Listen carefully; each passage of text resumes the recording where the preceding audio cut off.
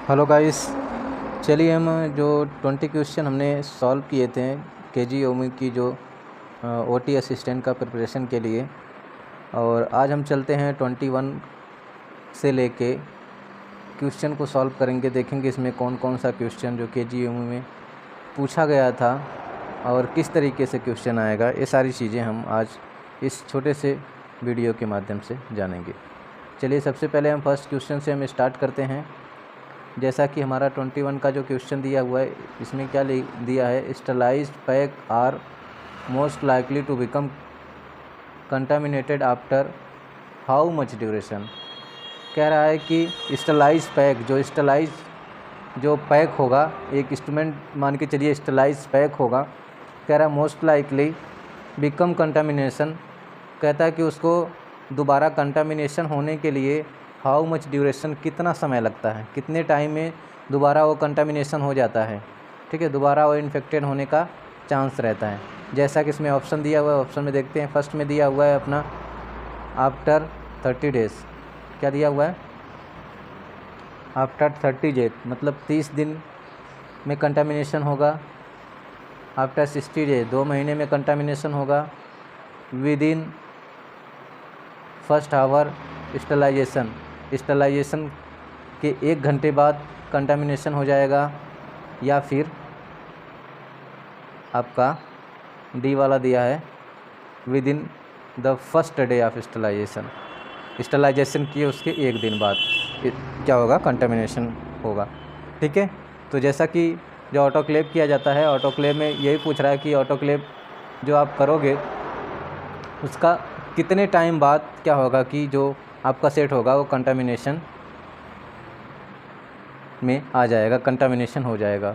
तो इसमें ऑप्शन में अपना राइट क्या दिया हुआ है, within first hour of sterilization. कह रहा है कि 1 घंटे के जो ड्यूरेशन होगा उसमें क्या होगा, कंटामिनेशन होने का चांस रहेगा। ठीक है, विद इन फर्स्ट डे, 1 दिन के लिए कह रहा है, 1 दिन में तो कंटामिनेशन का बिल्कुल पूरा होगा। कम से कम टाइम कितना होता है कि 1 घंटा। अगर 1 घंटे तक भी वो कंटामिनेशन के उसमें आ गया तो क्या होगा, 1 घंटे में वो कंटामिनेटेड हो जाएगा। ठीक है, तो इसमें यही पूछा है और इसका राइट आंसर क्या होने वाला है, इसमें राइट आंसर इसका क्या हो गया, सी वाला हमारा राइट हो जाएगा।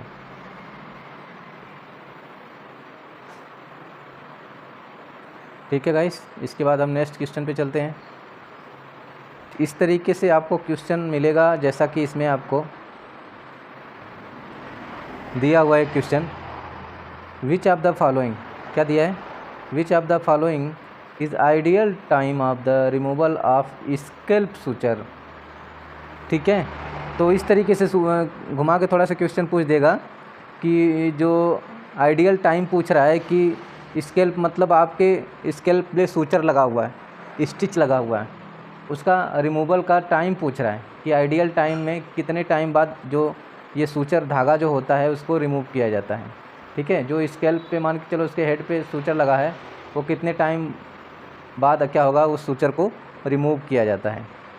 तो जैसा कि आपको पता होगा, कोई भी जो स्टिच लगता है उसको अराउंड 8 to 10 डेज़ के हेर फेर लगता है। 8 to 10 के ड्यूरेशन में ही उसको निकाला जाता है, कम से कम 10 डेज होता है। जिसमें ऑप्शन में क्या दिया हुआ है, 3 डेज़ 3 दिन में स्टिच को निकाल देंगे, 5 दिन में रिमूव करोगे कि 7 दिन में रिमूव करोगे, कि लास्ट आपका दिया हुआ है 10 डेज़।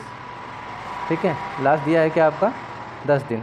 तो इसमें आंसर कौन सा हो जाएगा गाइस, इसमें 10 डेज़।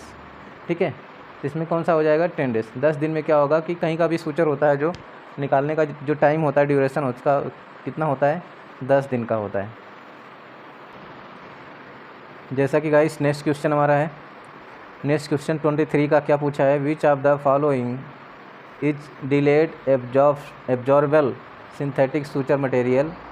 ठीक है, कह रहा है कि इसमें से कौन सा एब्जॉर्बल सिंथेटिक सूचर मटेरियल है। कैटगट, वाइक्रेल, इसके बाद सिल्क दिया है, इसके बाद नायलॉन दिया है। ठीक है, इसमें से इन चारों में से क्या पूछ रहा है कि डिलेड एब्जॉर्बल सूचर है। ठीक है, तो क्रोमिक कैटगट जो है, क्रोमिक कैटगट क्या होगा कि बहुत जल्दी ये एब्जॉर्ब होता है। डिलेट पूछ रहा है कि थोड़ा से लेट क्या होगा, एब्जॉर्ब होता है। तो कौन सा एब्जॉर्बल सूचर, दोनों तो एब्जॉर्बल है, कैटगट और क्या है वाइक्रिल, दोनों एब्जॉर्बल सूचर है। लेकिन इसमें डिले मतलब कि थोड़ा से लंबे टाइम में कौन एब्जॉर्ब होता है, समय देता है, वाइक्रिल। तो इसमें कौन सा राइट हो जाएगा आपका, वाइक्रिल हो जाएगा। इसके बाद नेक्स्ट गाइस एक बहुत ही अच्छा क्वेश्चन दिया हुआ है, जैसा कि इसमें देखिए क्वेश्चन में क्या कह रहा है।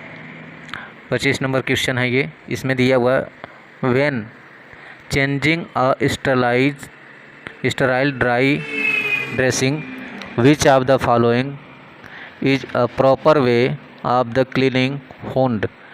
ये पूछ रहा है कि जब आपको ड्रेसिंग चेंज करना है, स्टराइल तरीके से, प्रॉपर स्टराइल तरीके से ड्रेसिंग को चेंज करना है, ठीक है, तो इसमें कह रहा है कि प्रॉपर वे, एक तरीका होता है, वो किस तरीके से यूज किया जाता है, क्या प्रॉपर वे होता है, उसको बताना है। तो देखिए इसमें ऑप्शन दिया हुआ है कि कैसे कैसे इसको करना है। ऑप्शन ए में देखो क्या दिया हुआ है, clean Hund and surrounding area. कह रहा है पहले हुंड को क्लीन करेंगे एंड उसके सराउंडिंग एरिया। पहले हुंड को क्लीन कर लिया, जो हुंड था यहाँ पे, इसके बाद इसकी सराउंडिंग एरिया को क्लीन करना होगा। फिर कह रहा है कि regular swab with regular swab, जिस एंटीसेप्टिक से रेगुलर स्वेप से आप क्लीन कर रहे हो, चाहे बीटाडीन या सेवलॉन, जिससे आप क्लीन कर रहे हो उससे आप क्लीन करोगे। फिर स्टार्टिंग फ्रॉम इंसीजन, फिर क्या करोगे आप, स्टार्टिंग फ्रॉम इंसीजन, जो इंसीजन लगा हुआ है, जो टाका लगा हुआ है, उस एरिया पे क्लीन करोगे। इसके बाद मूव करोगे आउट, फिर इसके बाद क्या करोगे, उसके आउट एरिया पे धीरे धीरे क्या करोगे, क्लीन करोगे। और यूजिंग 1 स्ट्रोक पर स्वेप, ठीक है। तो इस तरीके से आपको पूछेगा, आप एक ही टारगेट रखना है कि सबसे पहले क्या होता है कि हमें कोई भी हुंड अगर क्लीन करना है, उसका प्रॉपर वे में ड्रेसिंग करना है, तो क्लीन करेंगे हुंड के एरिया, सराउंडिंग एरिया। जैसे मान चलो ये हुंड है, ठीक है, ये हुंड है, तो क्या करेंगे, इसकी सराउंडिंग एरिया सबसे पहले क्लीन करेंगे। देखते ऑपरेशन करने के लिए क्या होता है, ऐसे इस तरीके से सराउंडिंग एरिया को क्लीन कर देंगे, ठीक है। इसके बाद क्या करेंगे, जहाँ इंसीजन देना है वो इंसीजन एरिया को आपको अच्छे से क्लीन करना है, ठीक है। इसके बाद वहाँ से मूव करना है आउटवर्ड, बाहर की तरफ, क्या क्या इस तरीके से क्लीन करना है, ठीक है। तो ये आपका जो सारा ऑप्शन से बेहतर है कि मुझे लग रहा है ए नंबर इसका राइट है, ठीक है। इसके बाद देखिए कि ये वाला हमारा राइट हो जाएगा, लेकिन फिर भी देखिए और ऑप्शन में क्या दिया, बी में दिया हुआ clean Hund and surrounding area. ये भी कह रहा है कि clean Hund surrounding area with antiseptic swap, कह रहा है कि केवल एंटीसेप्टिक स्वैप से करना है, ऐसा कुछ नहीं है। Starting from incision and moving outward using the stroke, ठीक है, स्ट्रोक पर स्वेप। सी वाला क्या कह रहा है, clean wound and surrounding area with alcohol using. तो सब में लगभग वही है, बस क्या है कि इसमें जो रेगुलर स्वेप है जिससे आप क्लीन कर रहे हैं, उस एरिया से आपको, जैसे बीटाडीन से क्लीन कर रहे हैं, रेगुलर स्वेप से आप क्लीन कर रहे हैं, उसी से आपको क्या करना है, क्लीन करना है। तो इसमें आपका राइट कौन सा हो जाएगा, फर्स्ट वाला।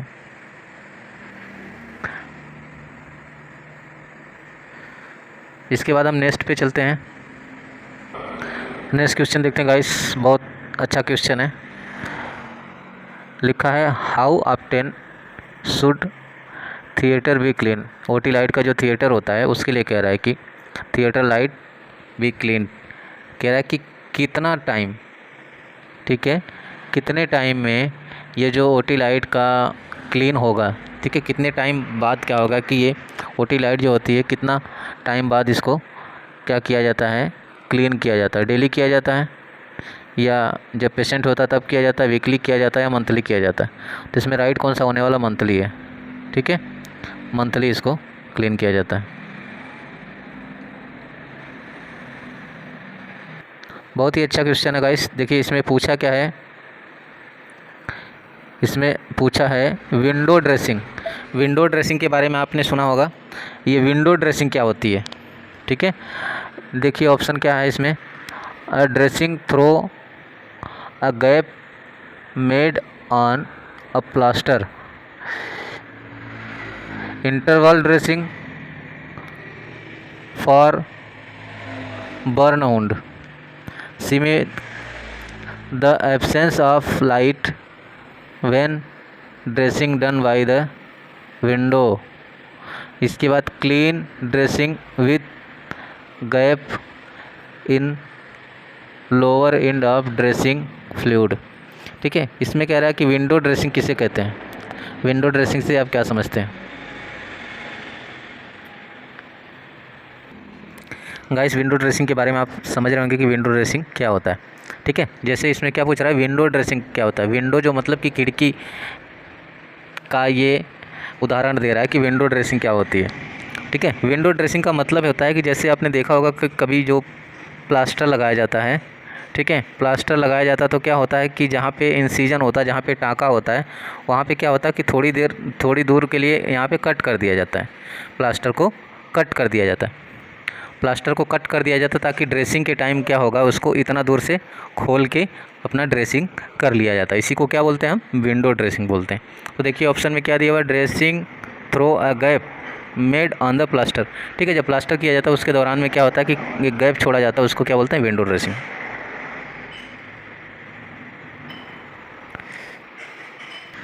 इसके बाद गाइस नेक्स्ट क्वेश्चन पे देखते हैं हम. नेक्स्ट क्वेश्चन क्या कह रहा है, थोड़ा से घुमा के दिया हुआ है और कुछ नहीं है. नेक्स्ट क्वेश्चन क्या दे रहा है, which of the following is most effective of sterilising OT gown and blunt instrument. कह रहा है कि जो ओटी गाउन है, ठीक है, गाउन और ब्लंट इंस्ट्रूमेंट को स्टलाइज मोस्ट इफेक्टिव स्टलाइजेशन के लिए क्या यूज किया जाता है. ठीक है, जैसा कि इसमें क्या दे दिया है, ब्लंट इंस्ट्रूमेंट और क्या, गाउन.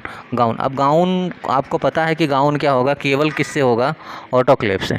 किससे होगा, ऑटोक्लेव से. ठीक है, ऑटोक्लेव से होगा तो आप सीधे सीधे किस पे जाएंगे, ऑटोक्लेव पे जाएंगे. क्योंकि ग्लूटाल्डिहाइड जो होता है, अगर मान के चलिए गाउन नहीं दिया रहता तो आप ये ग्लूटाल्डिहाइड यूज कर सकते थे.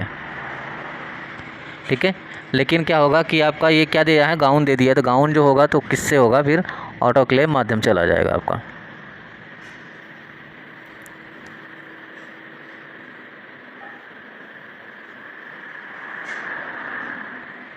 इसके बाद नेक्स्ट क्वेश्चन पे देखते हैं हम. नेक्स्ट क्वेश्चन हमारा क्या दिया हुआ है, which of the following is not true about surgical needle. कह रहा है कि इसमें से कह रहा है कि कौन सा सर्जिकल नीडल के बारे में पूछ रहा है. कि क्या पूछ रहा है ये, विच ऑफ द फॉलोइंग, इसमें से कौन सा इज नॉट ट्रू, सही नहीं है अबाउट सर्जिकल नीडल के बारे में, ठीक नहीं है. ब्लंट नीडल एंड क्या कह रहा है, blunt needle and sharp needle, round body cutting, reverse cutting, metallic and synthetic.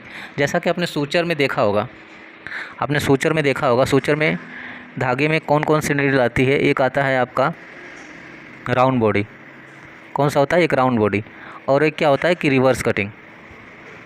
ठीक है, दो नीडल आती है. ठीक है, दो नीडल क्या होता है कि आपका जो सूचर में आता है, जो सूचर यूज किया जाता है, स्टिच जो यूज किया जाता है, उसमें नीडल कौन सा होता है, ये दो तरीके से होता है. बाकी और भी जो होता है सर्जिकल नीडल जो होती है वो होता है. तो चलिए हम देखते हैं कि इसमें राइट कौन सा होने वाला है. जैसा कि ब्लंट नीडल के बारे में पूछ रहा है, blunt needle and sharp needle, round body and cutting. ठीक है, तो ये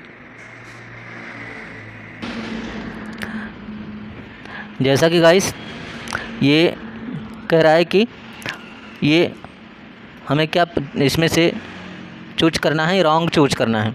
ठीक है, इसमें कह रहा है not true about surgical needle. ठीक है, तो जैसा कि आपको राउंड बॉडी एंड कटिंग जो सर्जिकल नीडल में होता है, इसके बाद ये भी ब्लंट भी आपको मिल जाएगा, रिवर्स कटिंग भी आपको मिल जाएगा. कौन सा नहीं मिलेगा, मेटेलिक सिंथेटिक. ठीक है, मेटेलिक सिंथेटिक ये आपको क्या होगा कि सर्जिकल नीडल में नहीं मिलेगा. तो आपका कौन सा हो जाएगा, डी वाला राइट हो जाएगा. नेक्स्ट क्वेश्चन देखते हैं गाइस. नेक्स्ट क्वेश्चन हमारा क्या है, नेक्स्ट क्वेश्चन है wound healing is worst at. इसमें क्या दिया हुआ, नेक दिया हुआ, आईलिड दिया हुआ, लिप्स दिया हुआ, स्टर्नम. इसमें कौन सा सही होगा आपका, स्टर्नम ठीक होगा. चलिए हम नेक्स्ट क्वेश्चन पे. अगला क्वेश्चन गाइस पूछा है, अगला क्वेश्चन में क्या दिया है, most common being soft tissue tumour. Soft tissue tumour के बारे में कह रहा, सबसे मतलब कि मोस्ट इम्पॉर्टेंट है कि उसमें ज़्यादातर मिलने वाला है कौन सा है, लाइपोमा है आपका, फाइब्रोमा है आपका, आपका लाइमोमा है। तो सबसे ज़्यादा क्या होगा, मोस्ट कॉमन क्या होता है, लाइपोमा जो होता है उसमें क्या होता है कि आपका सॉफ्ट टिश्यू ट्यूमर ज़्यादा मिलता है। बहुत ही अच्छा क्वेश्चन है गाइस, बहुत ही अच्छा क्वेश्चन है। आपका पूछा है commando operation done for. Commando operation का नाम सुना होगा आपने, commando operation done for. Commando operation के लिए कौन सा मतलब कि किस चीज़ के ऑपरेशन में कमांडो ऑपरेशन का प्लान किया जाता है। ओरल कैंसर में, ब्रेन का ट्यूमर होता है, बोन ट्यूमर होता है, या एब्डोमिनल कैंसर में। ठीक है, तो जैसा कि कमांडो सर्जरी, कमांडो का मतलब क्या होता है, जैसे कि कमांडो क्यों दिया था, जो मिलिट्री लोग थे उसमें उन लोगों ने क्या किया था, इस तरीके से सब वो करते थे ना, कट फेस पे हो जाता था। तो इससे आपको पता होना चाहिए कि हम इस किसका है, ओरल कैंसर का होता है। ठीक है, तो कमांडो सर्जरी में क्या होता है कि इसमें ओरल मुंह का जो कैंसर होता है उसको करने के लिए कमांडो ऑपरेशन का यूज किया जाता है, कमांडो ऑपरेशन का नाम दिया जाता है। सबसे मोस्ट कॉमन ब्लड ग्रुप पूछा है, B positive, A positive, O positive, A B positive.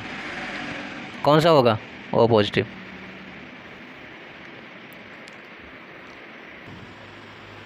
जैसा कि आपने कैटगेट का नाम सुना होगा, उसके बारे में पूछ रहा, who introduce catgut suture in surgery. कह रहा है कि जो कैटगेट सूचर होता है उसको सर्जरी में सबसे पहले किसने यूज में लिया था, तो कौन है, एस्टले कॉपर, लॉर्ड लिस्टर, स्मी और जॉन हंटर। तो जैसा कि जॉन हंटर जो हैं सबसे पहले इन्होंने क्या हुआ था, कैटगेट का सर्जरी में यूज किया था।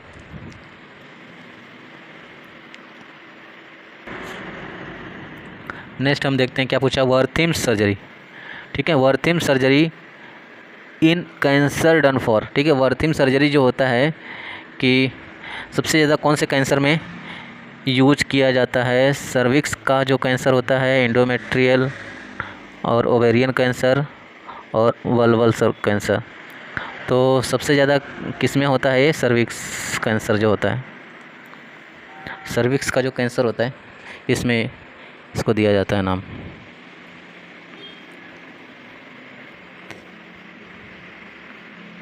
ये बहुत इजी क्वेश्चन है, एग्जाम्पल पूछ रहा, बॉल एंड सॉकेट जॉइंट का एग्जाम्पल कौन होता है। ठीक है, एल्बो, शोल्डर, नी, एंकल, ये तो बहुत इजी है, आपको पता है कि बॉल एंड सॉकेट जॉइंट किसको बोलते हैं, शोल्डर को। बहुत ही इजी क्वेश्चन है, what is the position of camera assistant in laparoscopic cholecystectomy. Lap chole जो होता है उसमें पूछ रहा है कि जो आपका कैमरा दिखाने वाला जो असिस्टेंट होता है उसका जो क्या होता है, साइड किधर रहेगा, किस साइड पे रहेगा पेशेंट के, right side of patient, left side of patient, head की तरफ रहेगा या लेग के बीच में खड़ा होगा। कैमरा जो दिखाने वाला जो असिस्टेंट होता है वो उसकी पोजीशन क्या होगी।